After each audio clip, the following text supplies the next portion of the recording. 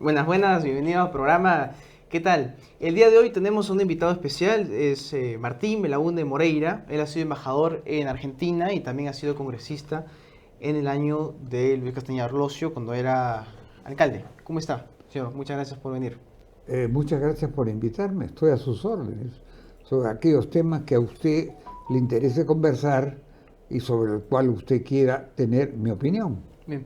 Ahora, en su árbol genealógico tiene pues usted a dos integrantes familiares que han sido presidentes y también cancilleres y uno ha presidido también la Asamblea General de las Naciones Bueno, Unidas. fíjese usted, no quisiera yo referirme a mi árbol genealógico, pero ya que usted lo menciona, yo soy bisnieto del general Pedro de Canseco, que en la década de 1860, entre 1862 y 1868, ejerció 3 veces la presidencia provisional de la República. Es un antepasado mío, era el abuelo de mi padre. Mi padre se llamaba Víctor Andrés Belaúnde, fue un destacado diplomático, tuvo una vida muy azarosa, estuvo exilado 9 años, del año 21 al año 30, Uy, ejerció diversas funciones diplomáticas, entre ellas fue embajador del Perú en las Naciones Unidas, prácticamente desde la fundación de las Naciones Unidas el año 1945 hasta diciembre de 1966, en que murió, y llegó a ser presidente de la Asamblea General el año 1959. Esos son mis antecedentes paternos. Y ya que usted me pregunta, debo decirle que un hermano de mi padre, Rafael Belaúnde, fue compañero de exilio de mi padre en Estados Unidos y fue embajador en Cuba, Chile, Cuba, México, Chile, y fue presidente del Consejo de Ministros en los años 1945 y 46. Rafael Belaúnde de Canseco, a su vez, fue padre de Fernando Belaúnde Terry, muchas veces candidato a la presidencia y que fue elegido por primera vez en el año 1963, fue depuesto por el funesto golpe de Estado del 3 de octubre del año 1968 y reelegido en el año 1980, siendo presidente del 28 de julio de 1980 al 28 de julio de 1985. Yo no soy descendiente de él, somos primos hermanos, aunque él era bastante mayor que yo.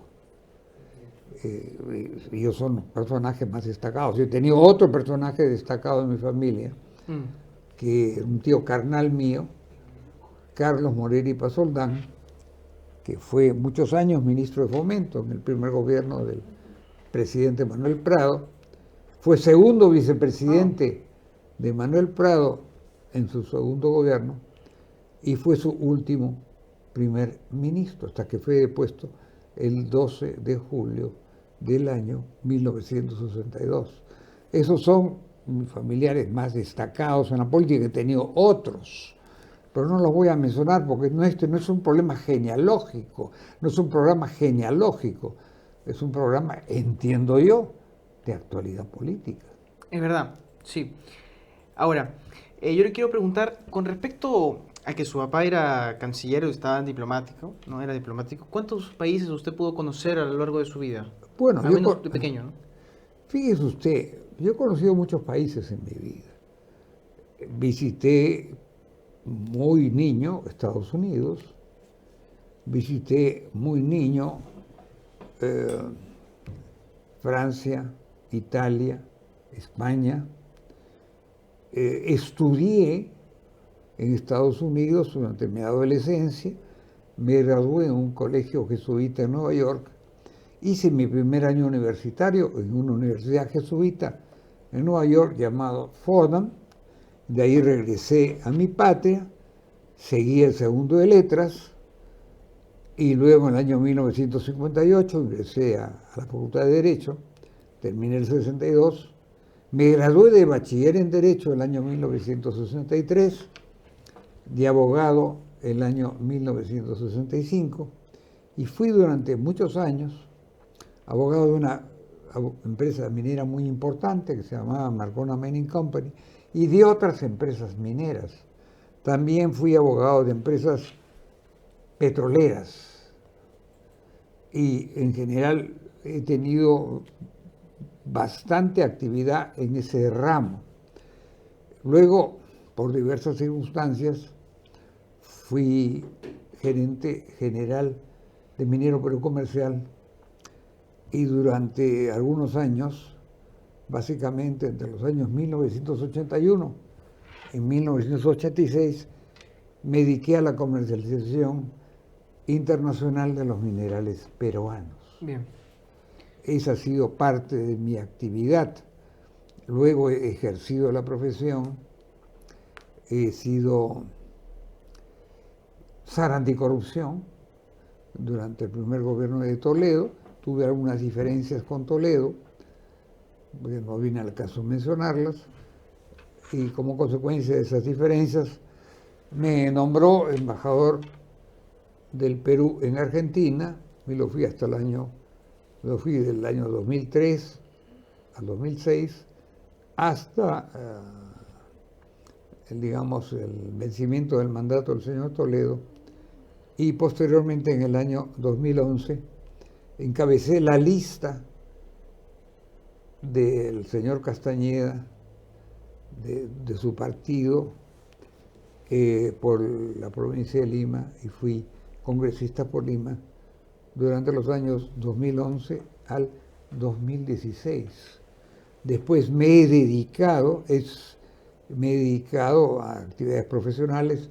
En el interín fui elegido primero vicedecano y luego decano del Colegio de Abogados de Lima, y también presidente de la Junta de Decanos de los Colegios de Abogados del Perú. Esa es básicamente mi biografía, si usted quiere, pública o política. Ahora, Aníbal Torres creo que era su vicedecano, cuando usted era decano del Colegio de Aníbal Abogados. Torres fue mi vicedecano en el periodo 2001 al 2002. ¿Y qué cosa lo impulsó a estudiar abogacía y no meterse en la academia diplomática? Porque en esa época no se necesitaba terminar carrera, ¿no? Para hacer su carrera Fíjese diplomática. usted, en el Ministerio de Relaciones Exteriores, yo tenía a mi padre, que era embajador de las Naciones Unidas, que era casi una institución. Tenía un hermano mayor, que era un funcionario de carrera, que llegó a ser embajador, fue embajador en varios países, fue embajador en Dinamarca, Suiza, Colombia y Brasil. Tenía otros parientes, por ejemplo, José Antonio García Belaúnde, hijo de una hermana mayor mía, Mercedes Belaúnde Irigoyen, que fue embajador y además fue canciller de la República durante los 5 años del gobierno de Alan García. Entonces, he tenido pues muchos lazos de parentesco con personas vinculadas a la carrera diplomática.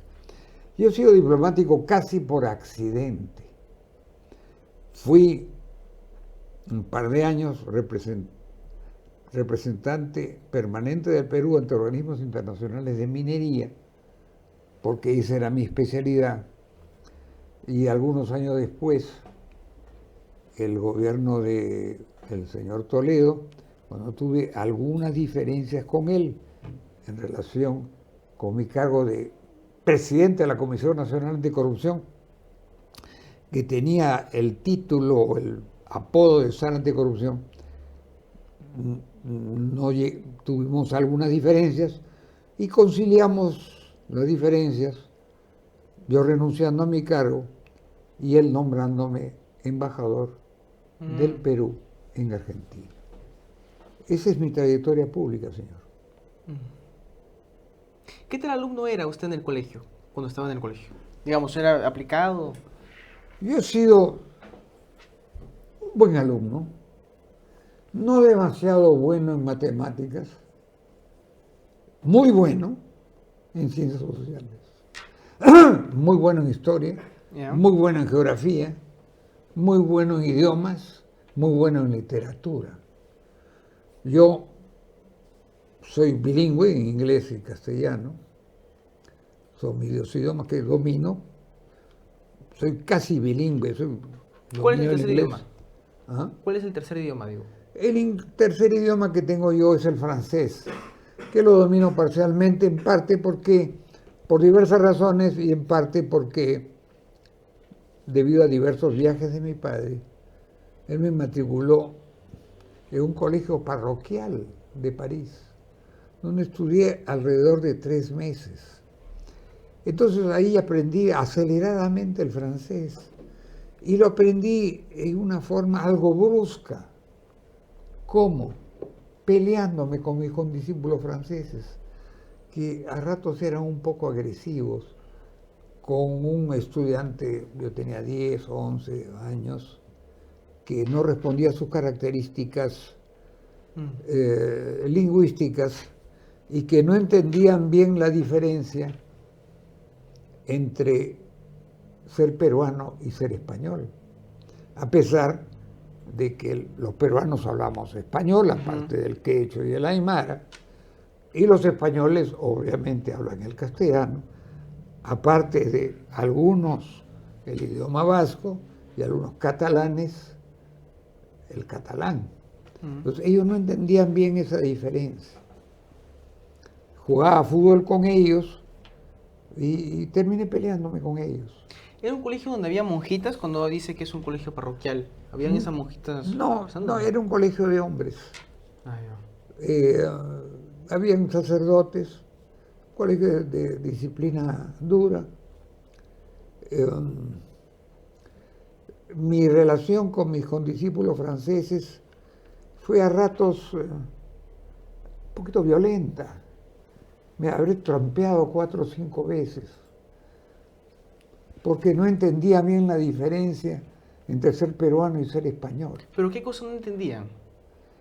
No, no captaba en su imaginación Ya. qué cosa era Sudamérica, qué cosa era el Perú, qué cosa era Latinoamérica y qué cosa era España.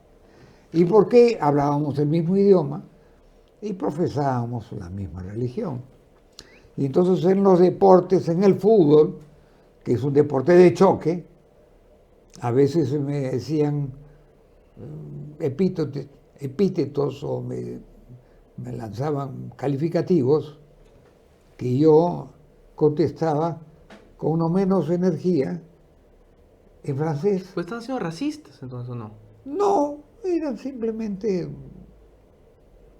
no eran racistas, porque no había ninguna diferencia racial entre los alumnos franceses y yo, era una diferencia cultural. No entendían bien qué cosa era el Perú y qué cosa era España. Era del año 50. Yo tenía 11 años. Bueno, pero me sirvió para aprender francés. Yo me gradué de un colegio, bueno, hice todos mis estudios en un colegio muy cercano aquí, en Santa María, pero mi último año lo hice en un colegio jesuita en Nueva York, y mi primer año en una universidad jesuita en Nueva York, que regresé al Perú. En fin, esos son mis antecedentes personales. Ahora, usted estaba en el Congreso, ¿no? Pero ha entrado ya en el 2016, cuando usted estaba ya algo mayor, ¿no? No, yo no entraba en el 2016, señor. ¿Cuándo entró? ¿El 2010? El 2011. El 2011, disculpe. Y intenté, yo, por diversas razones, dejé Acción Popular, me vinculé mucho a Javier Pérez de Cuéllar, fui candidato al Congreso en la candidatura del señor Pérez de Cuéllar, que no ganó, pero luego, en el año 2011, el señor Castañeda, que había sido alcalde de Lima, me invitó para ser candidato a congresista por la provincia de Lima y encabecé la lista de los candidatos a congresista de Lima. Y fui elegido. Yo he sido elegido 2 veces en mi vida. he sido elegido decano del Colegio de Abogados de Lima, con alrededor de 8.500 votos, me parece. Tuve dos distinguidos rivales.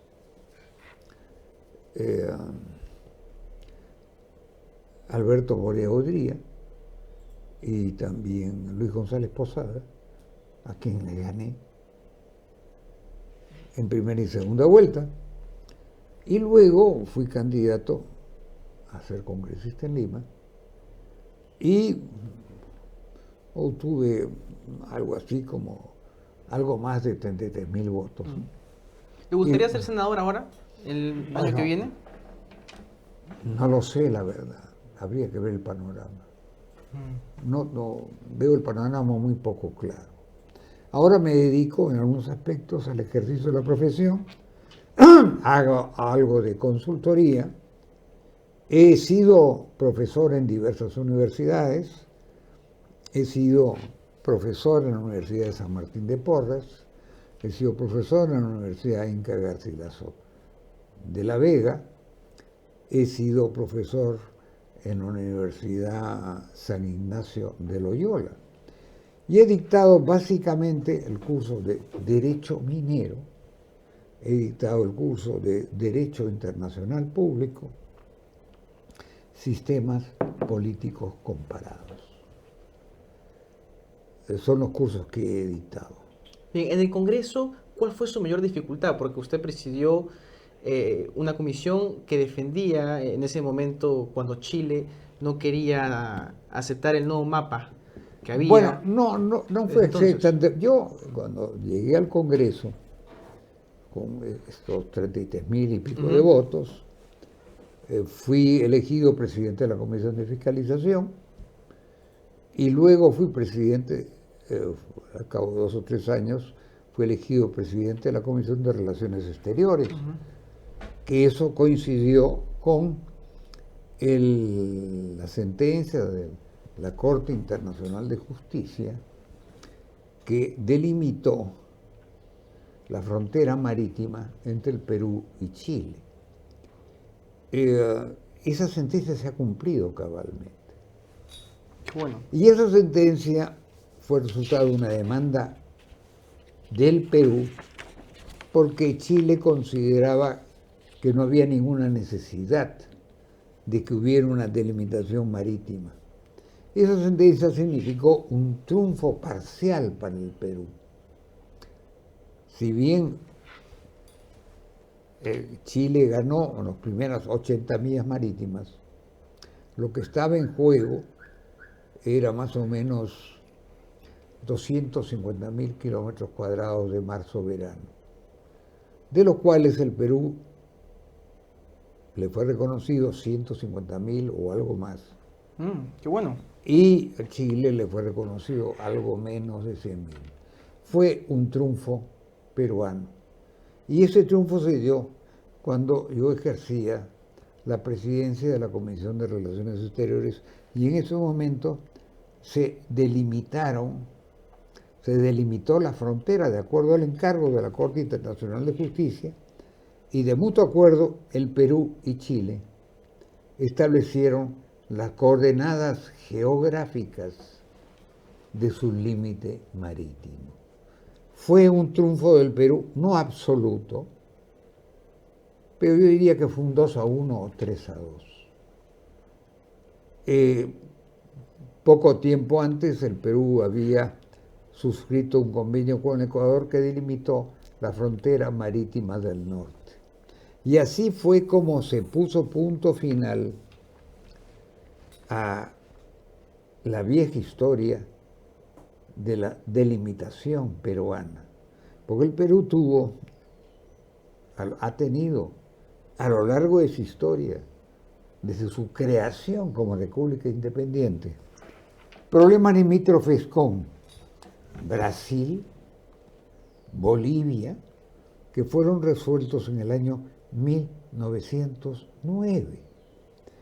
Tuvo un problema con Chile como consecuencia de la Guerra del Pacífico, que fue resuelto el año 1929, pero que tuvo algunas unos aspectos posteriores que se resolvieron ya durante los gobiernos de Fujimori y Alan García, y tuvo un problema con Colombia, que se resolvió en los años 30, evitándose una guerra. Esa negociación intervino mi padre como parte de la delegación peruana en Río de Janeiro, y luego tuvo un problema con Ecuador, que se resolvió teóricamente con el protocolo de Río de Janeiro del año 1942, en enero del año 1942, durante el primer gobierno del señor Manuel Prado. Pero el Ecuador se resistió a dar cumplimiento a ese convenio, y en realidad el problema limítrofe con el Ecuador terminó de solucionarse con el Acta de Brasilia durante el gobierno del señor Fujimori en octubre del año 2008-2009. ¿No? Usted sabe que el señor Fujimori gobernó el Perú 10 años, desde el 28 de julio de 1990 hasta Claro, el año solo un 1990. presidente ha gobernado más que él, ¿no? Bueno, Claro, Oncenio Odría. Odría gobernó menos que él, pero él se hizo reelegir el año 95 en una elección muy discutida y trató de hacerse reelegir nuevamente, pero fracasó en el año, en el año 2005. Como en el año 2001, perdón, el año 2001. A mí, como decano del Colegio de Abogados, me opuse a la reelección del señor Fujimori y también solicité la vacancia de la República cuando él renunció desde el exterior, y efectivamente su renuncia no fue aceptada, fue vacada. Y esa vacancia se hizo de conformidad a la solicitud que yo, como decano del Colegio de Abogados de Lima, presenté ante el Congreso de la República. De manera que el señor fue vacado y no recuerdo bien qué nos sucedió, pero se llevaron a cabo elecciones y el Perú siguió su senda constitucional. ¿Cómo reaccionó cuando Alejandro Toledo fue nombrado ya con 80 años y más a la cárcel? Bueno, fíjese usted, Toledo me nombró presidente de la Comisión Nacional Anticorrupción el año 2001. Fui presidente, tuve algunas diferencias con él. Luego me nombró embajador del Perú en Argentina. Tuvimos una relación fluida, pero el señor Toledo, desgraciadamente, incurrió en algunas prácticas corruptas con algunas empresas, entre ellas Odebrecht y otras más, a las que exigió y obtuvo algunos pagos ilícitos del orden de los 15 millones de dólares. Por esos pagos ilícitos, el señor Toledo fue extraditado de los Estados Unidos, ahora está siendo juzgado y está detenido en la cárcel de Barbadillo.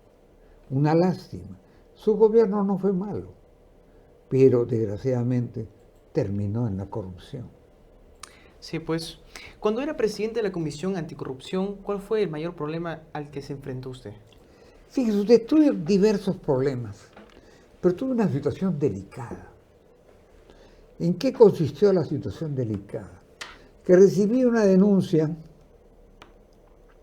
relacionada con ciertas actividades de la señora Elian Carr de Toledo, esposa del señor Alejandro Toledo. Y entonces, debido a esas denuncias, no me quedó más remedio que abrir una investigación, porque eran diversos pagos y comisiones y diversas situaciones poco claras. Aparentemente eso molestó al señor Toledo. Entonces me llamó y me preguntó por qué había hecho eso. Yo le dije pues que tenía que hacerlo, que esa era mi obligación como presidente de la Comisión Nacional Anticorrupción. Entonces, como él me había nombrado, me dijo, nos tratábamos con relativa confianza, entonces me dijo, ¿sabes, Martín? Porque nos tuteábamos. ¿Sabes, Martín? Creo que tu ciclo como SAR Anticorrupción ya ha terminado. ¿Por qué no te vas a la Argentina?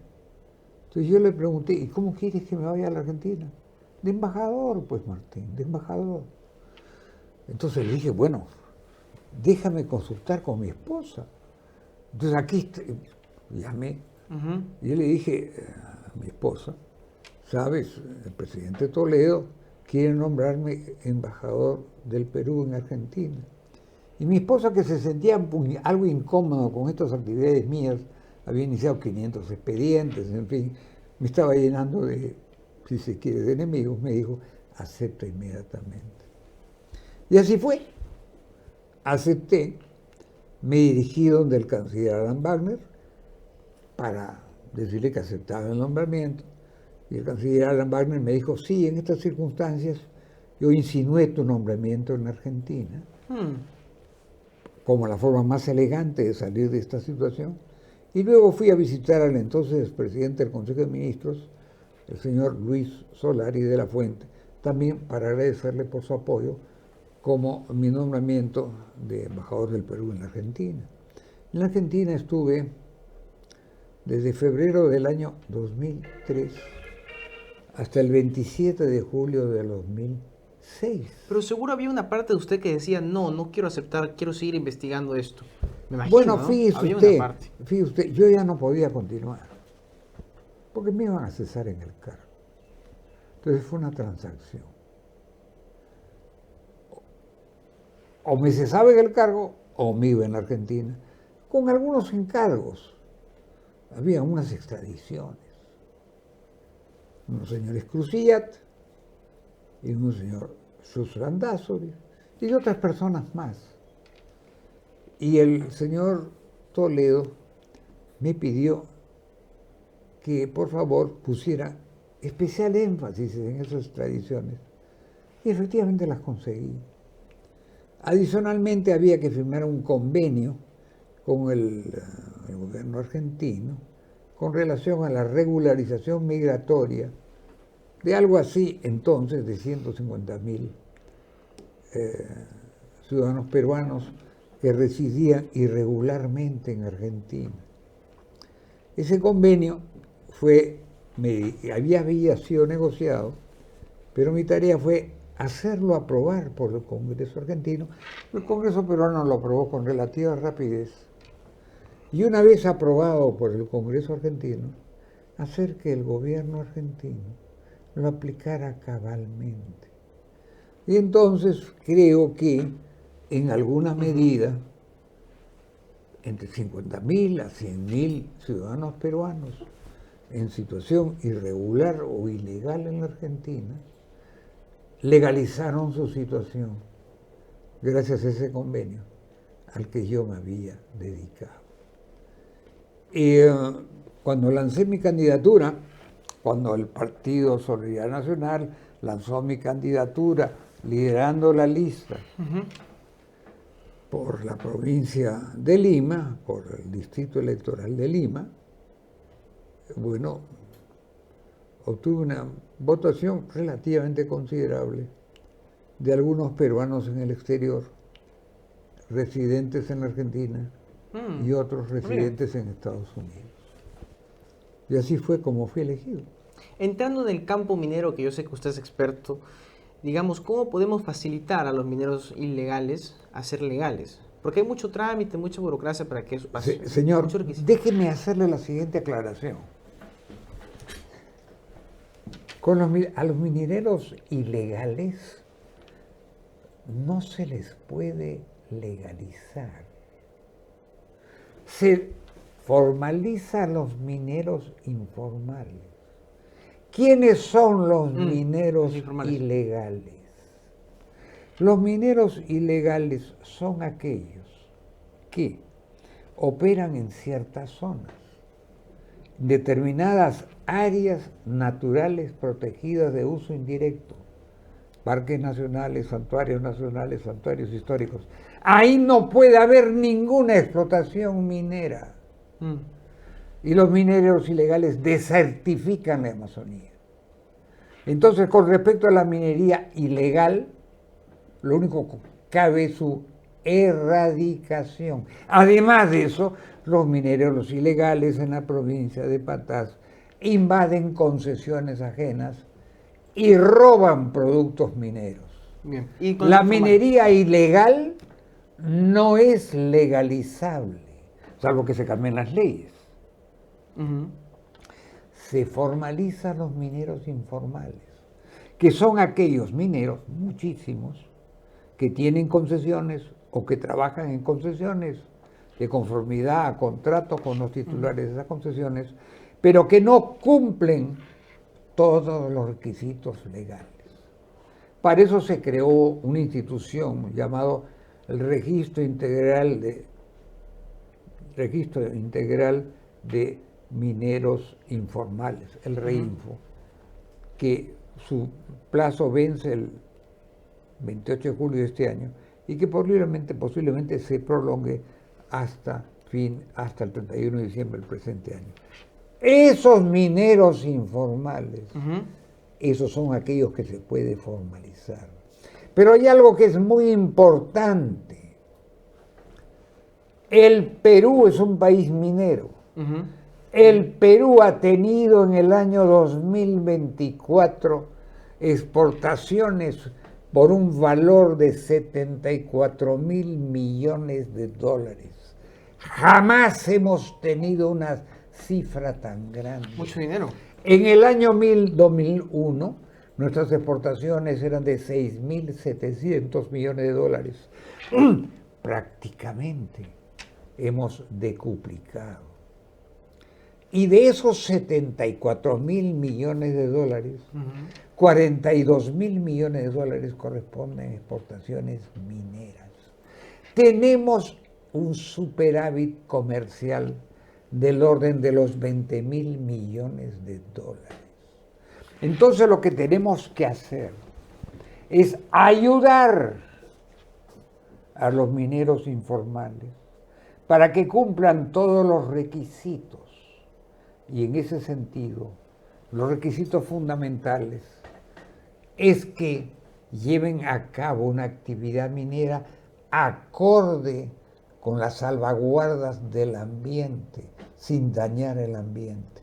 Y en ese sentido yo puedo decirle a usted que el próximo 7 de mayo estoy dictando un curso llamado Derecho Ambiental Minero.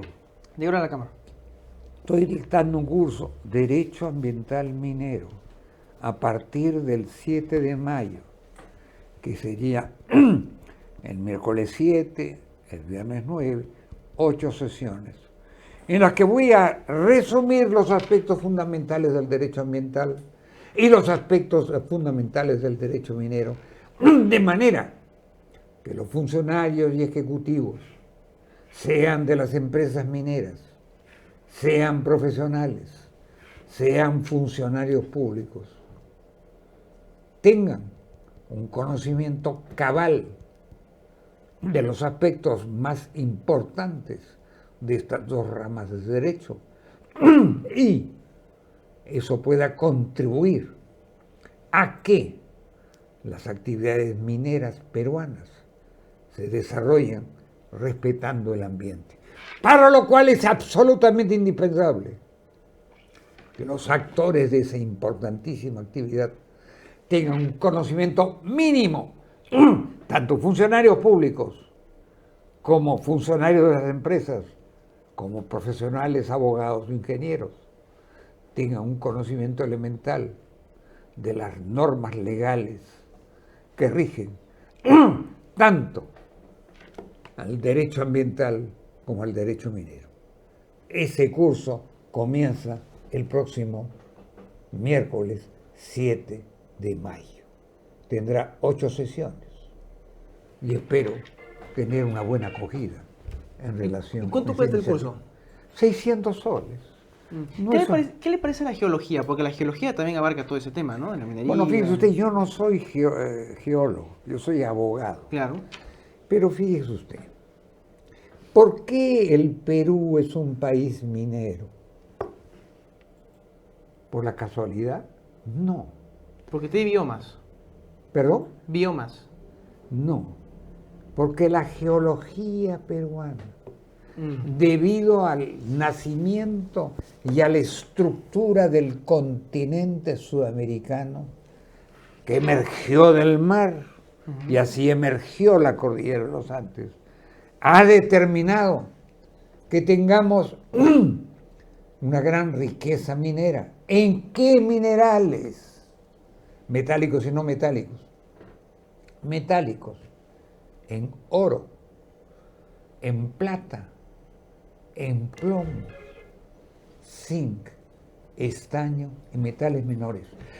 Pero todas esas actividades tienen que ser realizadas respetando normas ambientales para no malograr el ambiente y para respetar también las condiciones laborales de todos aquellos trabajadores de capitán a paje que trabajan en las empresas mineras y en todas las empresas contratistas que a su vez están vinculadas a las empresas mineras. ¿Y le hubiese gustado a usted estudiar geología? No. Fíjese usted, yo no he estudiado geología. Claro. Yo tengo conocimientos muy sumarios de la geología. Pero el Perú es un país minero por la naturaleza geológica del territorio peruano, por la estructura de la cordillera de los Andes, que emergió del mar, cuando quedó configurado el mapa del mundo de acuerdo a sus continentes actuales. Porque antes había un solo continente llamado la Pangea, pero eso a través de millones de años Fue separándose. fue separándose y tuvimos el hemisferio occidental, desde Alaska, Canadá, hasta Tierra del Fuego, el continente euroasiático, el continente africano y también el continente australiano o la Australasia. Bien, ahora dos preguntas ya para culminar esa entrevista, terminarla. Bien, yo le quiero preguntar, ¿cómo ve las obras que está teniendo el alcalde actual de Lima? Porque usted ha sido cercano a Luis Castañeda Lucio, ¿no? Lo ha invitado y ha formado primera... Yo soy amigo del señor, del actual alcalde de Lima, el señor Rafael López Aliaga. Rafael López Aliaga. Tengo muchos amigos en esa municipalidad. Yo considero que está haciendo una buena alcaldía. Yo creo que es un buen burgomaestre. Puede que sea un buen candidato a la presidencia de la República, pero esa decisión es algo que él, solo él, debe tomar en función del apoyo que él siente que tiene en la ciudad de Lima y en el resto del Perú. Porque si bien la ciudad de Lima concentra el 30% de la población peruana, señores, señoras, compatriotas, el Perú tiene 1.285.000 kilómetros cuadrados, 3 regiones naturales y algo así como 33 o 34 millones de habitantes. Entonces, el presidente de la República del Perú requiere tener un electorado que lo apoye en Lima y en todas las regiones del Perú, si es que quiere ser un presidente exitoso. El señor Pedro Castillo Terrones, desgraciadamente, fue un equívoco. La señora Dina Boluarte, bueno, estamos mejor con ella que con el señor Pedro Castillo Terrones. Yo espero que la señora Dina Boluarte termine su mandato constitucional y el próximo año, 2026, lleve a cabo elecciones generales para presidente y los 2 vicepresidentes de la República y para senadores y diputados en el próximo Congreso de la República, que de acuerdo a nuestra tradición secular será nuevamente bicameral. Eso es lo que le puedo decir, señor. ¿Y qué opina de este regreso de la bicameralidad? Necesario. Sí. Sí. Creo que fue un error suprimirla, pero en fin, estamos así. Ya. Muchas gracias por venir y muchas gracias a todos ustedes también por ver. Gracias por la entrevista, señor Martín. Señor Gracias. Paredes, muchas gracias por tener la inmensa gentileza de entrevistarme y de permitir que pueda emitir estas opiniones que espero sean bien recibidas por la opinión pública del Perú, en Lima y en todos los rincones de la patria. Muchas gracias. Hasta luego.